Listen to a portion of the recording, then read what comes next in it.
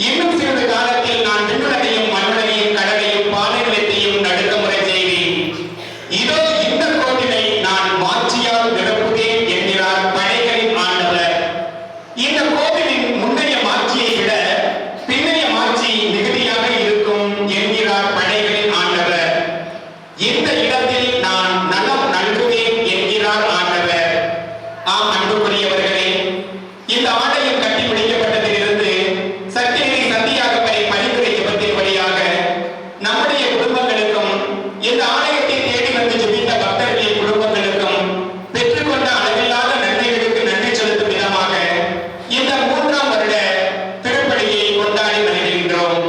இவர் இன்றைய நாளிலே என்ன வேண்டுதலுக்காக நாம் வந்திருக்கிறோமோ அந்த வேண்டுதலை நம்முடைய பாதுகாவலின் பரிந்துரை ஜெபத்தின் வழியாக பெறுவோம் என்கிற நம்பிக்கையோடு பயணிப்போம்.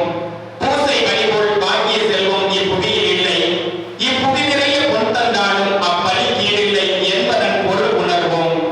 இப்பாவ பரிகார மருத்துவ குணமிக்க தெய்வீக திருப்பலியில் இணைவோம். நம்முடைய ஊரின் பாதுகாவலர் சக்கினரி சந்தியாகப்பரின் பரிந்துரை ஜெபத்தின் வழியாக நம்முடைய குடும்பங்களுக்கு இறை ஆசிரை பெறுவோம். கிறிஸ்துவில் பிரியமான சகோதர சகோதரிகளே, புதுப்பட்டி இன்று பூக்களால் நிறைந்துள்ளது. அதே போல புன்னகை பூக்களால் நிறைந்துள்ளது. கடந்த 2 வருடங்களுக்கு முன்பாக அருட்தந்தை ஜேம்ஸ் அடிகளார் அவர் பங்கு காமியாராக இருக்கும் பொழுது இந்த ஒரு ஆலயம் புதுப்பிக்கப்பட்டு ஆயுள் அவர்களால் கடவுளுக்கு நிர்ணயிக்கப்பட்டது. 2 வருடங்கள் முடிந்தும் கூட இன்று 3வது வருடத்திலே ஆண்டவருக்கு இந்த நன்றி திருப்பலியை அர்ப்பணிக்கின்றோம். அந்த ஒரு புனிதம், புதுமை, ஆரவாரம், அதே குதூகலம், அதே மகிழ்ச்சி இன்றும் இருக்கின்றது என்பதை எங்களால் உணர முடிகின்றது.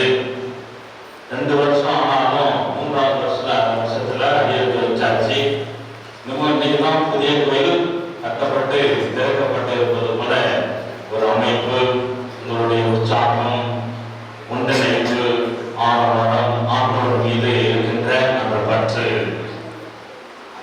இன்றைய நாளிலே உங்களோடு இணைந்து நாங்கள் பொருட்கள் அனைவரும் ஒன்றாக இந்த திருப்பலியை ஆண்டவருக்கு நன்றி திருப்பலியாக இந்த 3வது ஆண்டினை தொடங்கும் பொழுது கடவுளுடைய ஆசீர்வாதத்திலே நாம் தொடங்கும் பொழுது இந்த ஆண்டு முழுவதும் ஆண்டவர் நம்மோடு இருக்கிறார், அவர் நம்மை வழிநடத்துகிறார், அவர் நம்மை அரவணைத்து காக்கிறார் என்ற நம்பிக்கையோடு ஆண்டவருக்கு நாம் தனிப்பட்ட முறையில நன்றியை அர்ப்பணிப்போம்.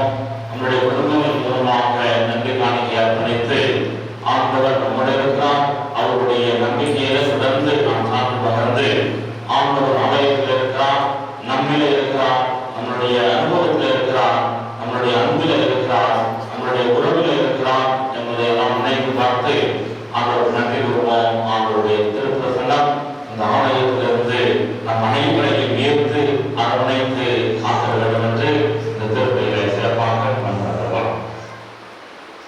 திருப்பலி ஒப்புகளுக்கு நாம் தந்தை பெறும்பொழுது நம் பாவங்கள், குற்றங்கள், குறைகள் அனைத்தையும் ஆண்டவரிடம் சமர்ப்பித்து இந்த தூய வரி நிகழ்வுகளில் புனிதமாக பங்கெடுப்போம். எல்லாம் உள்ள இறைவனிடமும்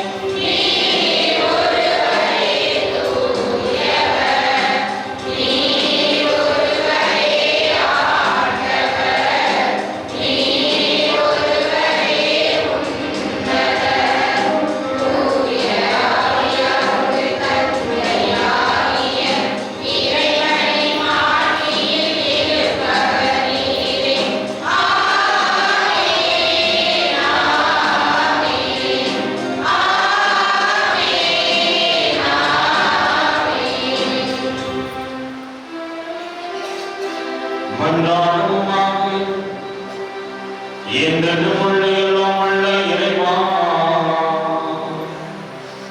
இந்த புனித சந்தியாவின் ஆலயத்தில் உமது அருளை பொழிந்தருளும். இங்கு உம்மை கூவி அழைப்போர் அனைவருக்கும் அருள் உதவியை தந்து உமது அருள்வாக்கு அருள் அடையாளங்களை இவற்றின் ஆற்றலால் நம்பிக்கையாளர் அனைவரின் இதயங்களை உறுதிப்படுத்துகிறார். உம்மோடு தூயாவியாரின் ஒன்றிப்பில் இறைவனாம் என்றென்றும் வாழ்ந்து ஆட்சி செய்கின்ற ஆண்டவர் உம் திருமகனாகிய இயேசு கிறிஸ்து வழியாக உம்மை மன்றாடுகிறோம்.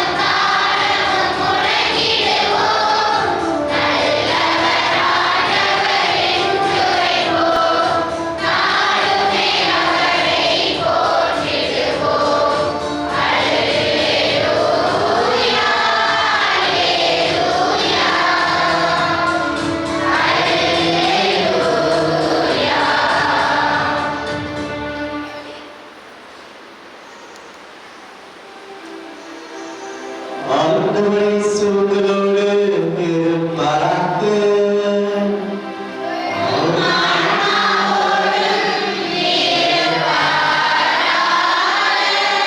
தூயமத்தை எழுதிய பரிசுத்த நற்செய்தியிலிருந்து வாசகம்.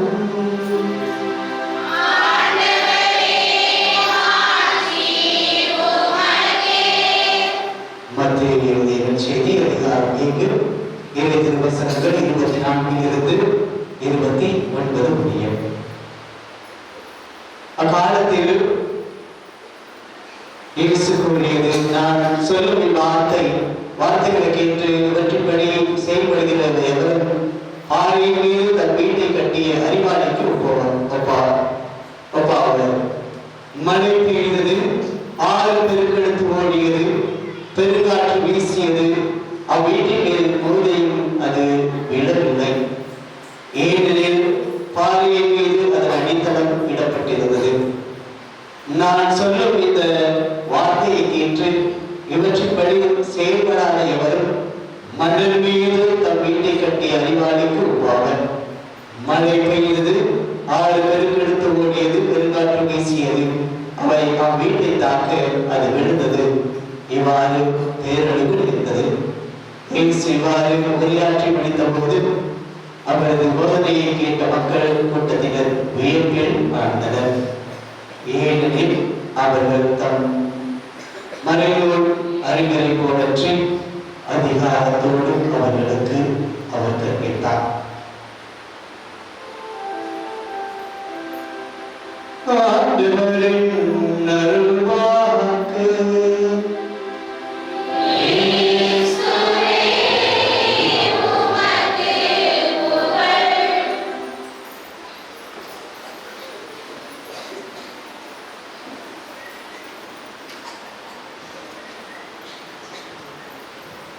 கிறிஸ்துவின் பிரியமான சகோதர சகோதரி அன்பான பிள்ளைகளே, உங்கள் அனைவருக்கும் இயேசுவின் நாமத்தில் என்னுடைய இனிமையான மாலை வணக்கத்தை தெரிவித்துக் கொள்கிறேன்.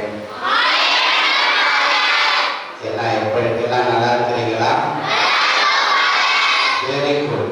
அந்த மகிழ்ச்சியில தான் நாம் இந்த நாளில் நாம் வாழ்கிற இந்த ஊர்ல நம்முடைய இன்ப துன்பங்கள்ல நான் உன்னோடு இருந்து ஆசீர்வதிக்கிறேன்னு சொல்லி இயேசுவினுடைய பணியாளனாய் இந்த இடத்திலிருந்து அருள்வழங்கி கொண்டிருக்கக்கூடிய வீர சந்தியாகப்பருடைய சத்தியமிகுந்த சந்தியாகப்பருடைய இந்த புதிய ஆலயத்தை கட்டிய 2 ஆண்டுகளை கடந்து 3ஆம் ஆண்டு அடியெடுத்து வைக்கின்ற இந்த வேளையில ஆண்டவருக்கு நன்றி சொல்வதாக வந்திருக்கிறோம். இந்த கோயில் கட்டுவதை பத்தி பேசுகிற போது இந்திய நாட்டு மக்களுக்கு தான் முதல்ல கோயில் கட்டுறது பெருமையா இருக்கும். ஏன் அப்படின்னா, இந்தியாவில் கிறிஸ்தவர்கள் எத்தனை சதவீதம் இருக்கிறாங்கன்னா 2.6% பேர் மட்டும்தான் கிறிஸ்தவர்கள். தமிழ்நாட்டில் ஒரு 7% 8% இருப்பான், அவ்வளவுதான். ரொம்ப மைனாரிட்டி தான். நம்ம அந்த சதவீத அடிப்படையில் பார்க்கும்போது அப்படிதான். ஆனால் உலக கிறிஸ்தவர்கள்ல முதன்மையாக கிறிஸ்துவுக்குன்னு ஆலயம் கட்டினவர், இயேசுனுடைய பேருக்குன்னு ஆலயம் கட்டப்பட்ட நாடு எந்த நாடு அப்படின்னா இந்தியா தான். அதுக்கு முன்னாடி இல்லையா ஃபாதர் அப்படின்னு நீங்க கேட்டீங்கன்னா இல்லை, எங்கேயுமே கட்டப்படலை. அதற்கு முன்பாக இருந்த ஒரே ஒரு ஆலயம், விவிலியத்தில் நாம் பலமுறை படிக்கிற ஒரே ஒரு ஆலயம் எருசலேம் ஆலயம் தான்.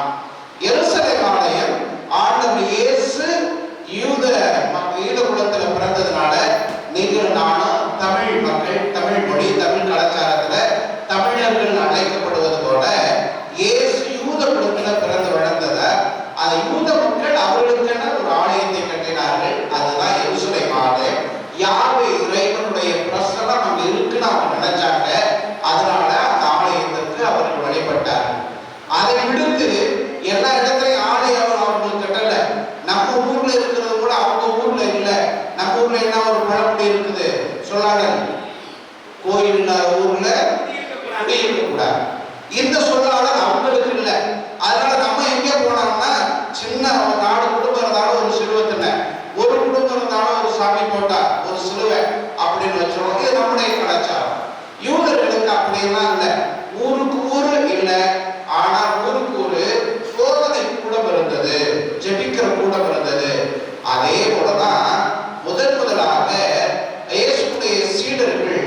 அடிகளார் அவர்களோடு இணைந்த இயேசுவின் சீடர்களுக்கு பணியாற்றுகிற போது முதலாக கிறிஸ்தவம் என்ற அமைப்பு உருவாக்குற போது சின்ன சின்ன குழுக்களாக இல்லையா வீடுகளுக்குள்ளே இணைந்து ஜெபித்தார்கள், சின்ன இடங்களில் கூடி ஜெபித்தார்கள். அதை இனத்துக்குள்ளவர்களுடைய தான் நம்ம ஊர்களெல்லாம் பங்குகளெல்லாம் அன்பியம் அப்படின்னு வச்சிருக்கிறோம் இல்லையா.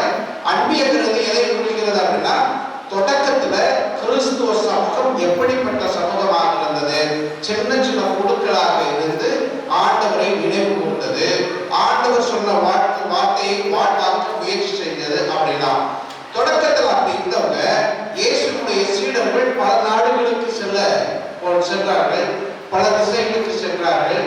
எப்படி இந்த கோயிலை கட்டுகிற போது நம்ம மட்டுமா கட்டணும், இங்க இருக்கிற எல்லா குடும்பமும் இல்ல, நாட்டாம குடும்பம், எல்லாம் குடும்பம் இல்லையா, ஆவுரா குடும்பம், விழார குடும்பம் எல்லாம் சேர்ந்து கட்டினீங்க. அதே போல எல்லா குடும்பங்களும் எப்படி நம்ம சேர்ந்து ஒரு ஊரை உருவாக்குறோமோ, அதே போல பல திசைகள்ல இயேசுடைய சீடர்கள்லாம் போறாங்க, இயேசுடைய அன்பை சொல்றாங்க, அன்பை சொல்லி அவர்களெல்லாம் சீடர்களாக மாற்றுகிறார்கள். அப்படி உருவாக்குறதா அதுல ஒருத்தர் தான் புனித தோமையார். நம்ம மனையில இருக்கிறவர் தோமையார் இந்திய நாட்டிற்கு வந்த முதலாக கத்தோலிக்க மறையில ஆலயம் கட்டப்பட்டது கேரளா பகுதியில.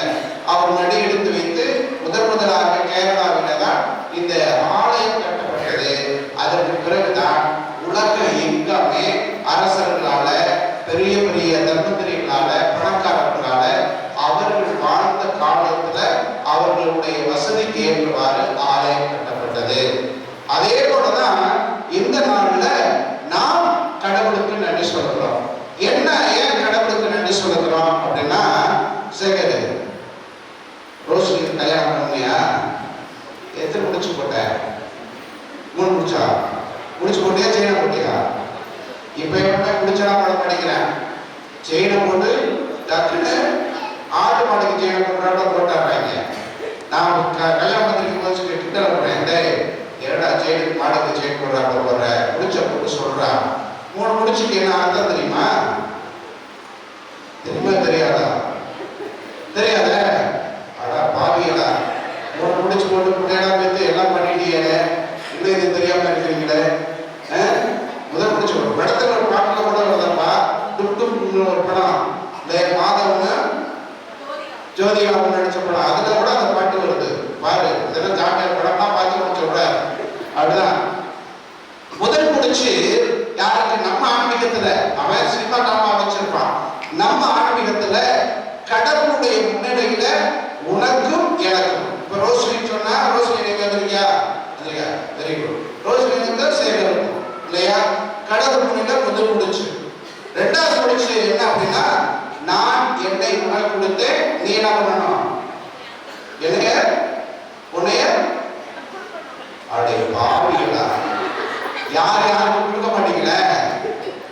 புருஷன் கொண்டாடினா கொண்டாடி யாருக்கு? புருஷனுக்கு. அப்படி வாழ மாட்டீங்கள? தெரியாத? 3வது யாருக்கு அப்படின்னா, நீ எனக்குள்ளவன், நான் உனக்குள்ளவன். அந்த ஊருக்கு இல்லையா? அப்படின்னா நம்ம இந்த 3ஆம் ஆண்டை நான் அப்படிதான் பார்க்கிறேன். முதல்ல எப்படி இருந்துச்சு இந்த ஆலயம் அப்படின்னா, பழைய ஆலயம் இருந்தது இல்ல, அந்த பழைய ஆலயத்துல நம்ம ஜெபிக்கிறோம், ஆனா கடவுளை கண்டுகொள்கிறோம். கடவுளை புதுமையாக கண்டுகொள்ளக்கூடிய எண்ணம் நம்மகிட்ட இல்லை. ஒரே வரும்போது ஒரு ஃபேன் இருக்காது, ஒரு லைட் இருக்காது, ஒழுக்கும் கீழே மக்கள் நிறைய பேர் உட்கார முடியாது. கோயிலுக்கு வரும்போது இந்த கோயில் கொஞ்சம் பெருசா இருந்தா நல்லா இருக்கும்ல அப்படின்னு, இன்னும் கொஞ்சம் மாடர்னா இருக்கும். நான் பட்டு சேலை கட்டிட்டு போறேன், கோயில போயிட்டு உட்கார்ந்தா அப்படியே பழைய தரையா இருக்கு, என்ன ஆகுறது அப்படின்னு யோசிப்போம்ல. அப்படி யோசிக்க வச்சுச்சு. ஜெபம் செய்யறதை விட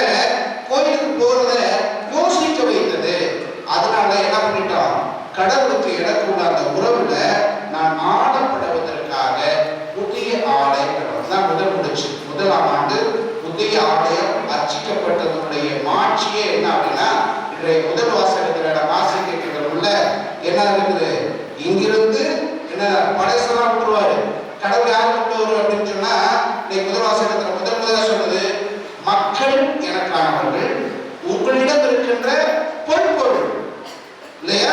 உங்களுடைய இருக்கின்ற பொன்பொருளும் எனக்கானது இல்லையா? அப்படிதானே? நம்மகிட்ட இருக்கிறதுலாம் யாருக்கு? எல்லாருக்கும் கடவுளுக்கு தான். ஏன் அப்படின்னா கடவுளுக்குன்னா சும்மா அப்படியே இந்த மரத்தாலான மண்ணலான அந்த உருவங்களுக்கு நம்ம கொடுக்கறது இல்லை. கடவுள் என்பது எனக்கு இணையாக, எனக்கு துணையாக இருக்கிறவன். அதனாலதான் தொடக்கம் உள்ள முதல் அதிகாரத்தை நீங்க முதல் அதிகாரமா எடுத்து பார்த்தீங்கன்னா 26 29 கூட கடவுள் மனிதனை யாருக்குள்ள படைத்தாரு? நம் உருவிலும் நம் சாயலும் உருவாக்குவோம் என்று 26வது வசனத்துல நம் உருவிலும் நம் சாயலும் உருவாக்குவோம். அப்படிங்கிற நான் யாரு? எந்த சாயல இருக்கோம்? கடவுளுடைய சாயல இருக்கோம். அதான் முதல்ல எப்படி ஒரு திருமணங்கிற அருள்வாழ்வுல கணவன் மனைவி இருக்கிறார்களோ அது அவர்கள் இந்த கடவுளுடைய பின்பங்களாகவே இருக்கிறார். கடவுள் இப்போ ஒரு கேள்வி கேட்டீங்கன்னா எனக்கு பதில் தெரியாது. கடவுள் ஆனா பொண்ணா அப்படி நீங்க கேள்வி கேட்டீங்கன்னு வச்சுக்கோங்களேன், என்ன தெரியாது, எனக்கு பதில் தெரியுமா? ஆம்பளை பார்த்தா ஆம்பளை, பொம்பளை பார்த்தா பொம்பளை இல்லையா? கடவுளை எந்த ஆண்களுக்கு பத்தி பேசும்போது திரௌபதியை ஆணாக பார்க்க முயற்சி செய்கிறது. ஒரு முறை ஒரு சாமியார் வந்து தாய் தந்தை ஆண்டவரே அப்படின்னாரு. உடனே பிஷப் கூப்பிட்டாரு, இல்லையா நீ என்ன உனக்கு நான் சொல்லி கொடுத்தேன், நீ என்ன சொல்ற? கடவுள் தந்தையா தாயா அப்படின்னு கேட்டார். அதோட கடவுள் எல்லா உருளையும் கடவுள் மனிதனை முதலாக உருவாக்கினார். விபிரியத்திலிருந்து நான் நம்பிக்கை எடுக்கிறோம். அதனால கடவுளை ஆணாக கூட நம்ம பார்க்கலாம், பெண்ணாக கூட நாம் பார்க்கலாம். படைக்கின்ற ஆற்றல் உள்ள எல்லாருமே கடவுள் தான். ஏன்னா கடவுள் தான் அனைத்தையும் படைக்கிறவர்.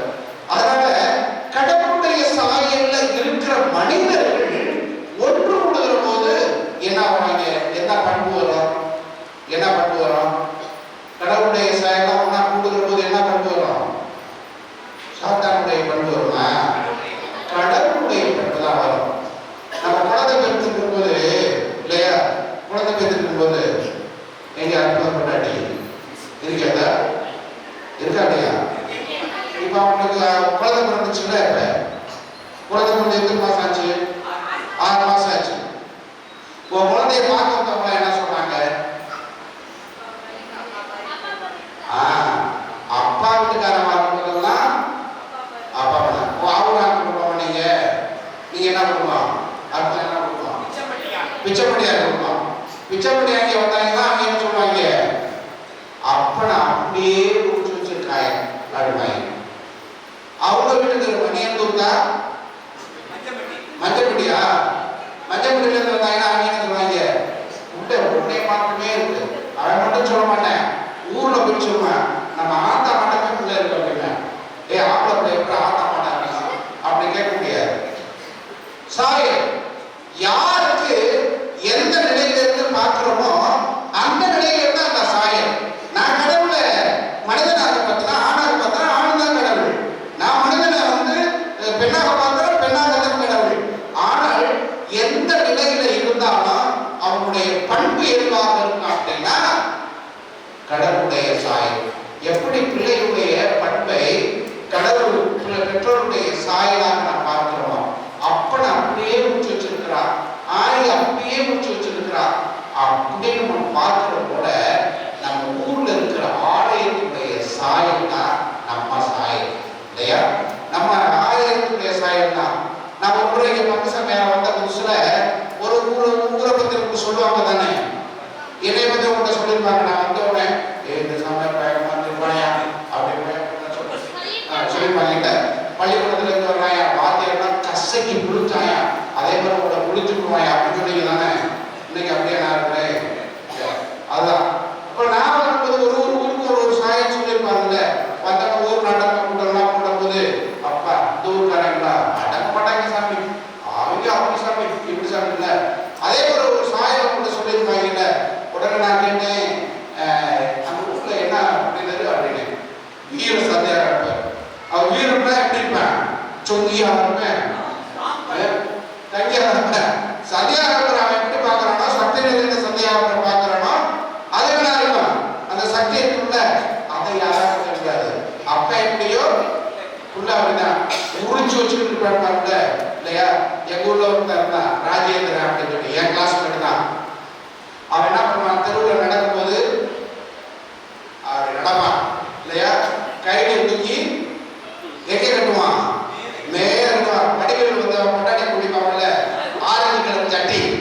அந்த ஜோக் பார்த்துருக்கீங்கல்ல, அதே மாதிரி தான். அப்படியே தூக்கி கட்டிக்கிட்டு போவான். உடனே அப்படியே ஒரு ஸ்டைலா நான் எப்படி போவேன், அப்படியே தோஞ்ச மாட்டான், தொங்கி மாட்டான். எங்க அப்பா அப்படி இருந்தாரு, நான் அப்படி போவேன். அவங்க அப்பா அப்படிதான் இருந்தாரு, சாரா குடிப்பாரு, தலிகளுக்கு போவாரு. அவன் அப்படிதான் இருக்கான். சாயல்ங்கிறது அப்படிதான். அந்த சாயல் எப்படி இருக்கிறதா இந்த 2ஆம் வாசகத்துல கடைசி 2 இறைவார்த்தை நீங்க வாசிச்சு பாருங்களேன். இந்த இடம் முந்தைய விட அதிகாரம் மிக்கதாக இருக்கும். இந்த இடம் முந்தைய விட ஆசீர்வாதம் மிக்கதாக இருக்கும். பழைய நிலையில இருந்து நான் முன்னாடி கோயிலுக்கு போகும்போது பழைய கோயிலா இருந்துச்சு. இன்னைக்கு நான் கோயிலுக்கு போகிறேன், என்னை விட பிரகாசமா இருக்கிறது, என்னை விட அழகா இருக்கிறது, என்னைய முந்தைய நிலை விட பிந்தைய நிலை, இந்த நிலை இன்னும் மெருகூட்டப்படக்கூடியதா இருக்குது.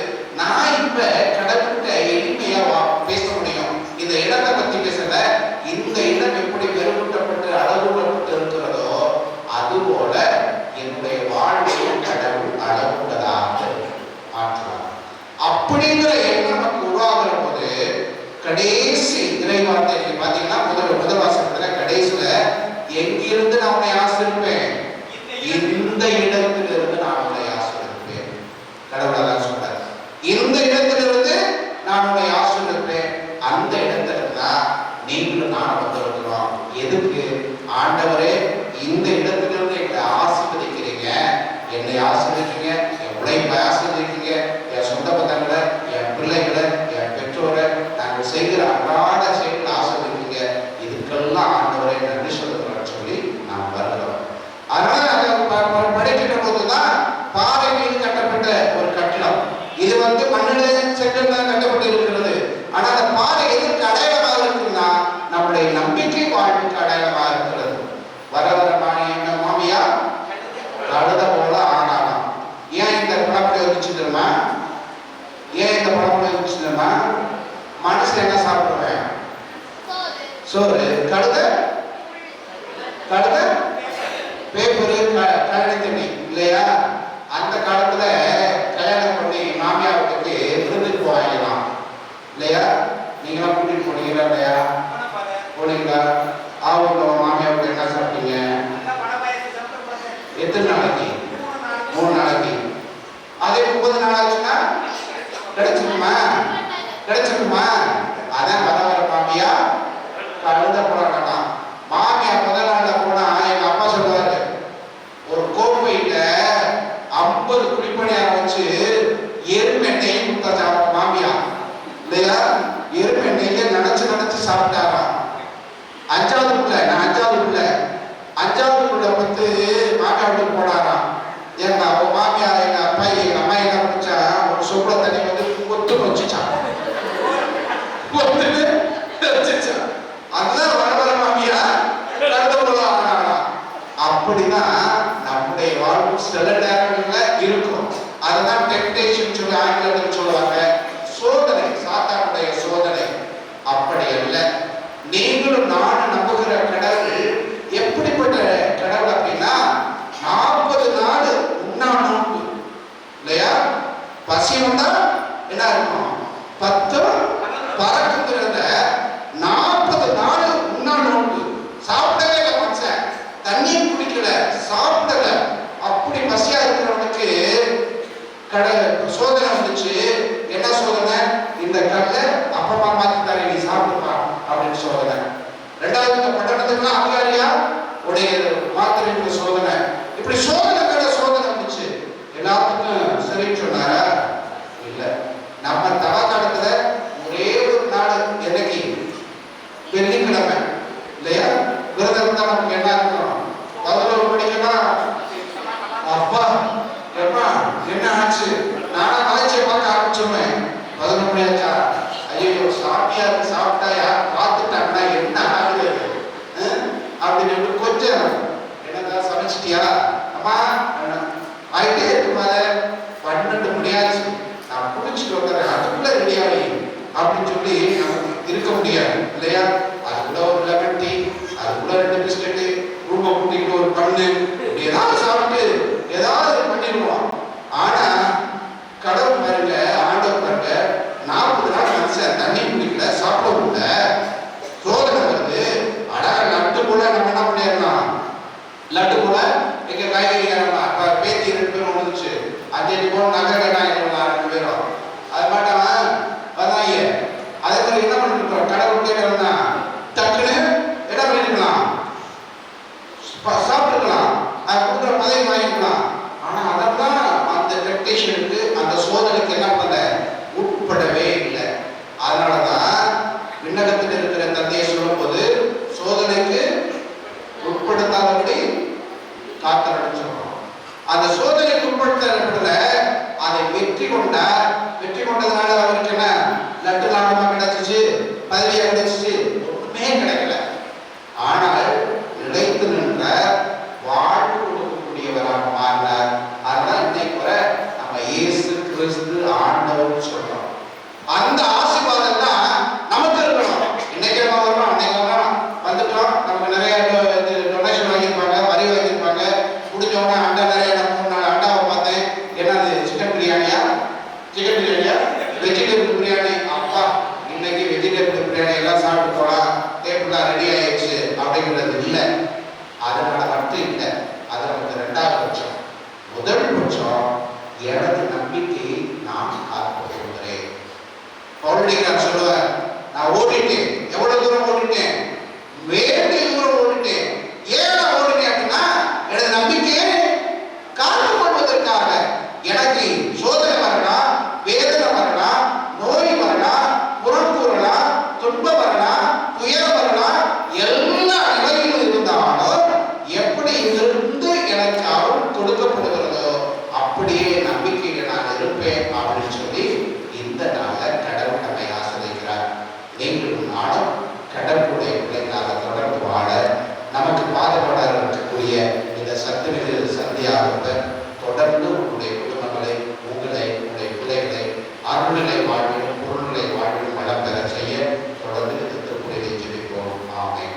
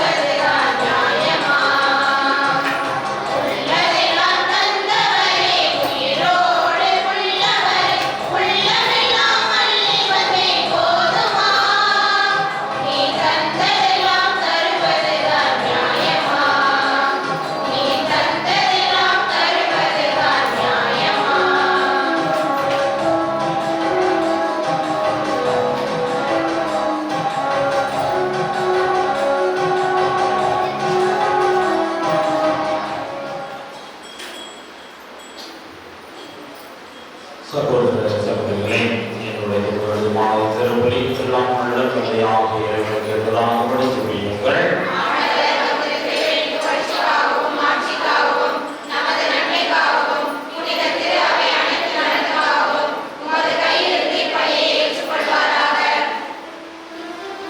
ஆண்டவரே, திரு அவையின் பேருந்தத்துடன் அளிக்கும் காணிக்கை உமக்கு ஏற்புடையதாய் இருப்பதாக. அதனால் புனித இல்லத்தில் ஒன்று கூடும் மக்கள் இங்கு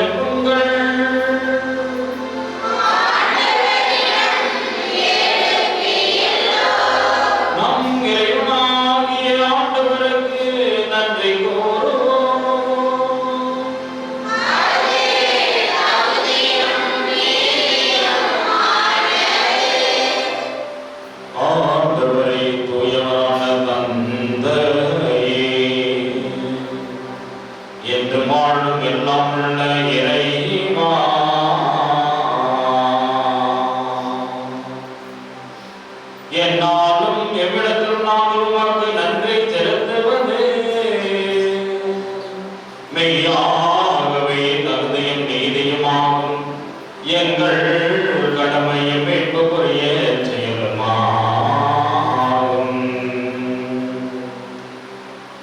உமது பெயர் எங்கும் மாண்புற உலகம் அனைத்தையும் உமது மாட்சி விளங்கும் கோவிலாகினே. எனினும் இறைபணிக்கு ஏற்ற இடங்களையும் புனிதப்படுத்தினே. எனவே மனிதரின் உழைப்பால் கட்டி எழுப்பப்பட்ட இறைவேண்டலுக்கான இவ்வீட்டை மேன்மை மிகு உமக்கு அக்களிப்போடு நெருந்தளிக்கின்றோம்.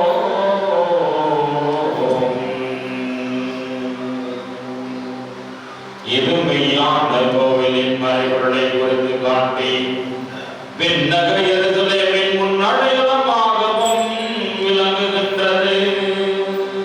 ஏனெனில் கனிவுள்ள கன்னியிடமிருந்து பிறந்தவும் திருமகனின் உடலை உமக்கு என அர்ச்சிக்கப்பெற்ற கோவிலாக்கி இறைமையின் முழு நிறைவும் அதில் குடிகொள்ள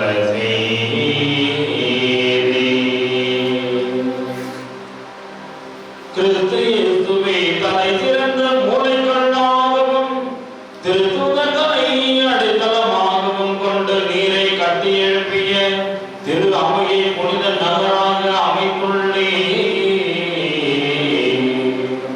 தூய ஆவியால் உயிரோட்ட பெற்று அன்பால் ஒன்றாக பொருத்தப்பட்ட கற்களை தேர்ந்தெடுத்து கட்டப்பட்ட கோவிலாக அது விளங்க செய்தி.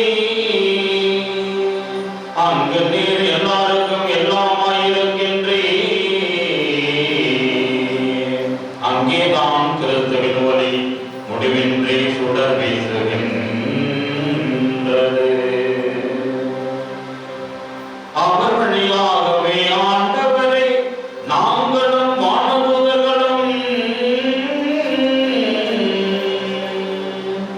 எல்லா புனிதர்களோடும் உம்மை அறிக்கையிட்டு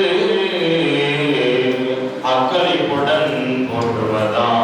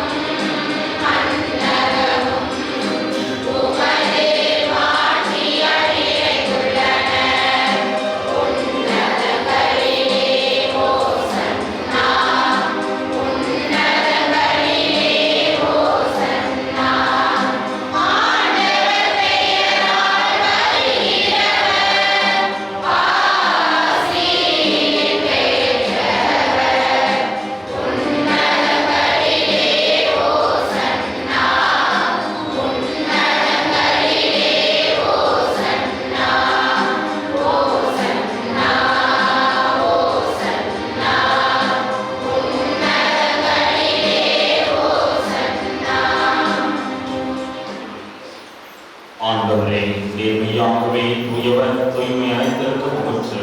ஆகவே உங்களுடைய ஆவியை கொடுத்து இக்காணிக்கைகளை தூய்மைப்படுத்த உண்மை பெறுகிறோம். இவ்வாறு எங்கள் ஆண்டவர் இயேசு கிறிஸ்துவின் உடலும் இரத்தமுமாக எங்களுக்கு இவை மாறுபடலாம். அவர் ஆண்டவர உலங்கணிந்து தம்மை கையளித்த போது அப்பத்தை எடுத்து நன்றி செலுத்தி அதை பிட்டு தம் சீடர்களுக்கு அளித்து அவர் கூறியதாவது: அனைவரும் இதிலிருந்து பெற்று உண்ணுங்கள். ஏனெனில் இது உங்களுக்காக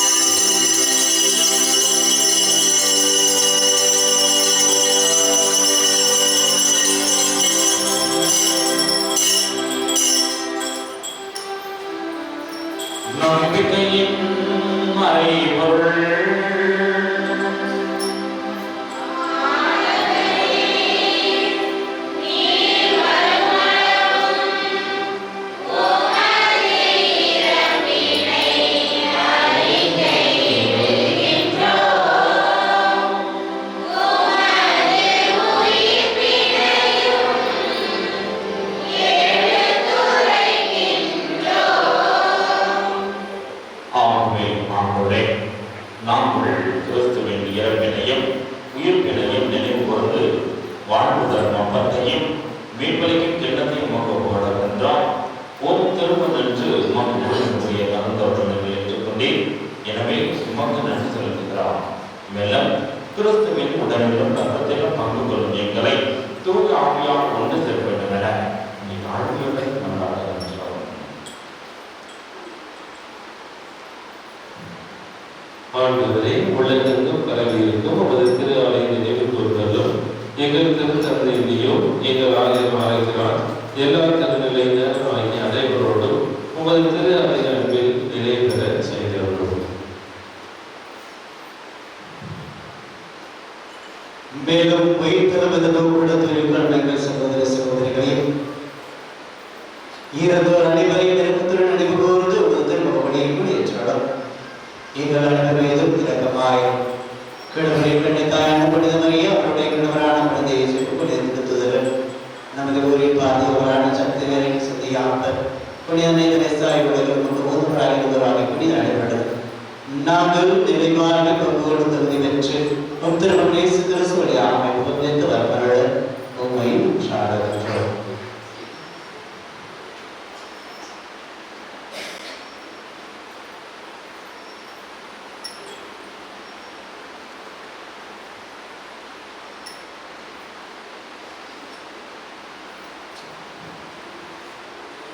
இவர் வழியாக இவரோடு இவரில் எல்லாம் வல்ல இறைவனாகிய தந்தையே,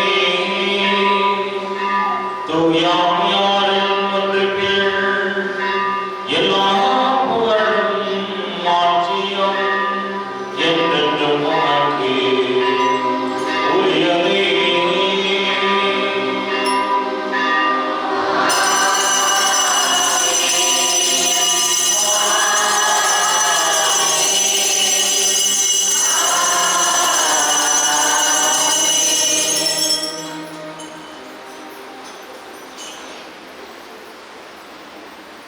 மீட்பெருங்கட்டளையால் கற்பிக்கப்பட்டு இறைவனுடையால் பயிற்சி பெற்ற நாம் துணிந்து ஜெபிப்போம்.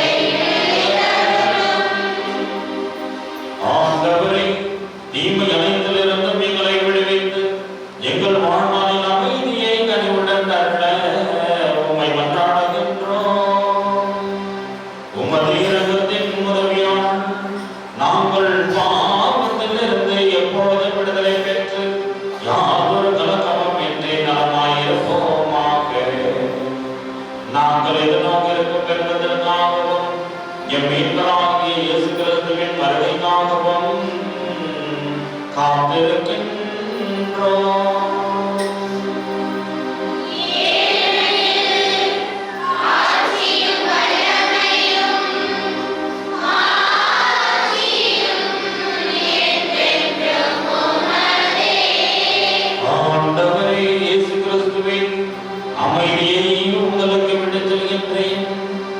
என் அமைதியையே உங்களுக்கு அளிக்கின்றேன் என்று திருப்புதலுக்கு முழந்தீரே.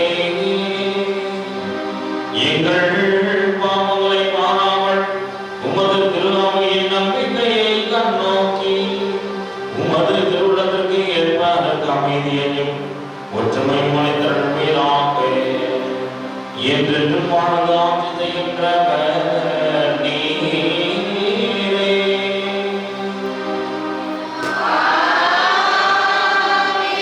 ஆண்டவருடைய ஆவியோடு என்றும் இருப்பதாக.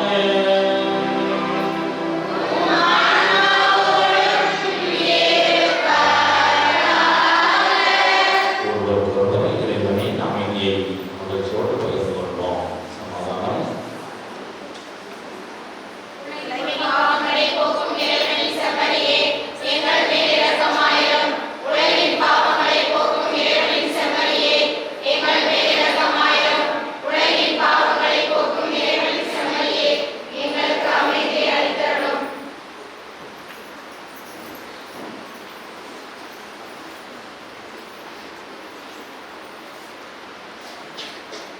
இதோ இறைவனின் செம்மறி, இதோ உலகின் பாவங்கள் அனைத்தையும் போக்குகின்றவர்.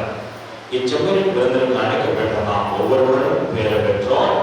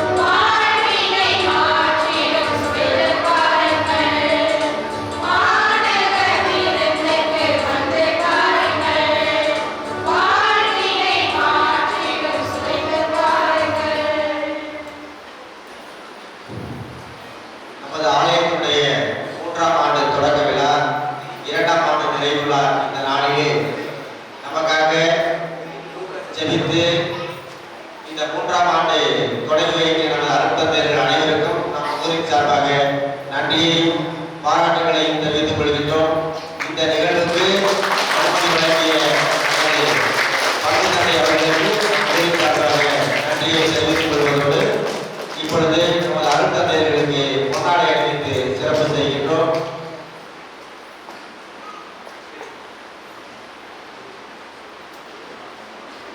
நமது கோவில் திறப்பிலாக நமது கோவிலுக்கு திறப்பு விழா சம்பந்தமான அனைத்து நிகழ்வுகளையும் சிறப்பாக நடத்திய அருட்தந்தை ஜேம்ஸ் அவர்களுக்கு நமது நாடாண்மை அவர்கள் இப்பொழுது கொண்டாடி அணிவித்து சிறப்பு செய்கிறார்.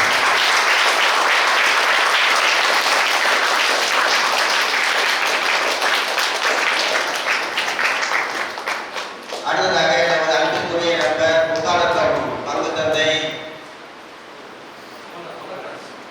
அருட்படை அமல்ராஜ் அவர்களுக்கு நம்ம ஊரின் சார்பாக பொன்னாடை அணிவித்து சிறப்பு செய்கின்றனர்.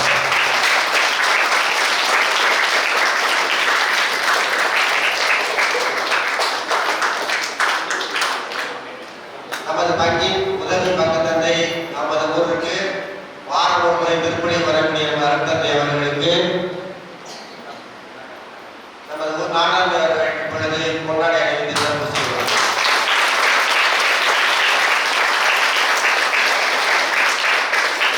மண்ணை வாய்ந்த நமது மதிப்பிற்குரிய மாப்பிள்ளை என்று அழைக்கக்கூடிய உரிமைக்கு சொந்தக்காரர் நமது நிக்கோலஸ் முத்தப்பன் அவர்களுக்கு பொன்னாடை அணிவித்து இப்பொழுது சிறப்பு செய்கின்றோம்.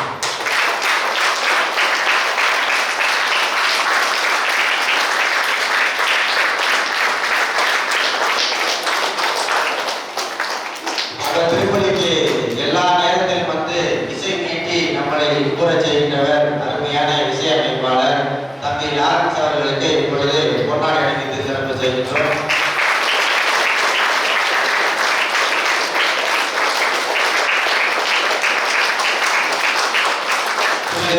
சக்திகளை சத்தியாகம மன்றத்தின் சார்பாக நமது அருட்தந்தையர்களுக்கு சிறப்பு செய்கின்ற விதமாக இப்பொழுது பொன்னாடை அணிவித்து நமது முன்னாள் ஊராட்சி மன்ற தலைவர்களுடைய கழகத்தின் ராஜசேகர் அவர்களும் மதிப்புக்குரிய சத்யாக் அவர்களும் இப்பொழுது பொன்னாடை அணிவித்து சிறப்பு செய்வார்கள்.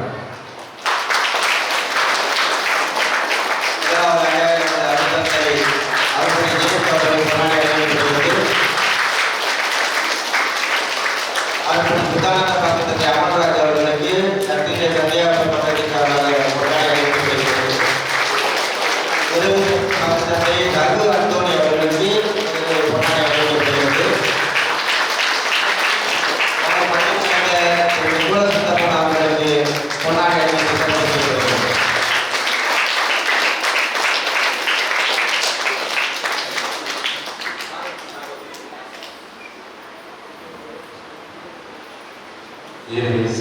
பிரியமானவர்களே, இதோ 2 ஆண்டுகள் முடித்து நன்றி திருப்பணியும் மற்றும் 3ஆவது ஆண்டின் தொடக்கத்திலே நாம் இருக்கின்றோம். விடுதலை 2 ஆண்டுகள் வெற்றிகரமாக நம்முடைய பாதுகாவலின் துணையோடு விடுதலை நல்லபடியாக சீர்வு சிறப்பாக சென்றது.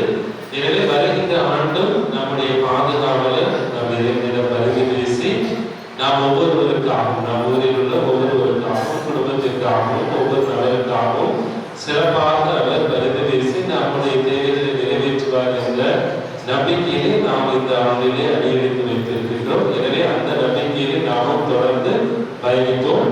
பங்குத்தந்தை மற்றும் என்னுடைய சார்பாக உங்கள் அனைவருக்கும் வாழ்த்துக்களும் பாராட்டுகளும் தொடர்ந்து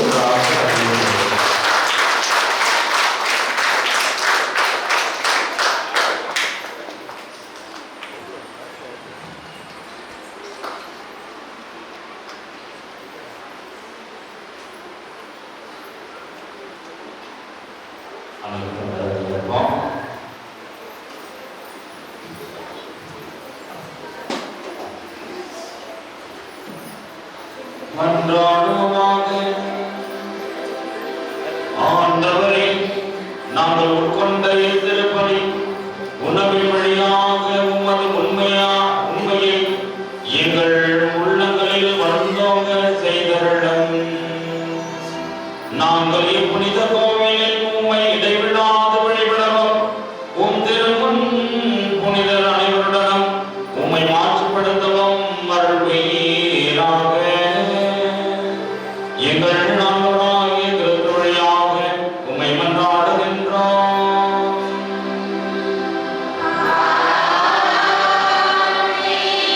ஆண்டவர் உங்களோடு இருப்பாராக.